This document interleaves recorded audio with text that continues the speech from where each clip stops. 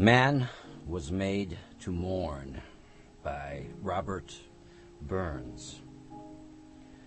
When chill November's surly blast made fields and forests bare, one evening as I wandered forth along the banks of Ire, I spied a man whose aged step seemed weary, worn with care. His face was furrowed o'er with years, and hoary was his hair. "Young stranger, whither wanderest thou?" began the reverend sage. "Does thirst of wealth thy step constrain, or youthful pleasures rage? Or haply pressed with cares and woes, too soon thou hast began to wander forth with me to mourn the miseries of man? The sun that overhangs yon moors, outspreading far and wide, where hundreds labor to support a haughty lordling's pride.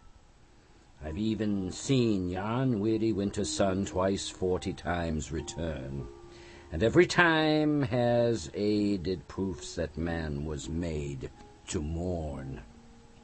O man, while in thy early years how prodigal in time, misspending all thy precious hours, thy glorious youthful prime. Alternate follies take the sway, licentious passions burn, which tenfold force give nature's law, that man was made to mourn. Look not alone on youthful prime, or manhood's active might.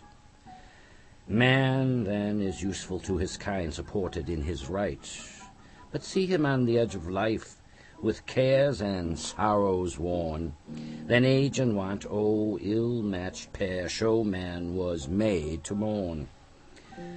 A few seem favorites of fate, in pleasure's lap caressed, yet think not all the rich and great, and likewise truly blessed. But oh, what crowds in every land, all wretched and forlorn, through weary life this lesson learn, that man was made to mourn.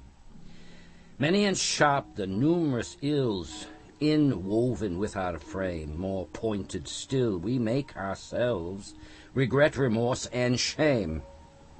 And man, whose heaven-erected face the smiles of love adorn, man's inhumanity to man makes countless thousands mourn. See yonder poor, over-labored wight, so abject, mean, and vile, who begs a brother of the earth to give him leave to toil. And see his lordly fellow worm the poor petition spurn, unmindful though a weeping wife and helpless offspring mourn. If I'm designed yon lordling's slave, by nature's law designed, why was an independent wish e'er planted in my mind? If not, why am I subject to his cruelty or scorn, or why has man the will and power to make his fellow mourn? Yet let not this too much, my son, disturb thy youthful breast. This partial view of humankind is surely not the last. The poor, oppressed, honest man had never sure been born, had there not been some recompense to comfort those that mourn.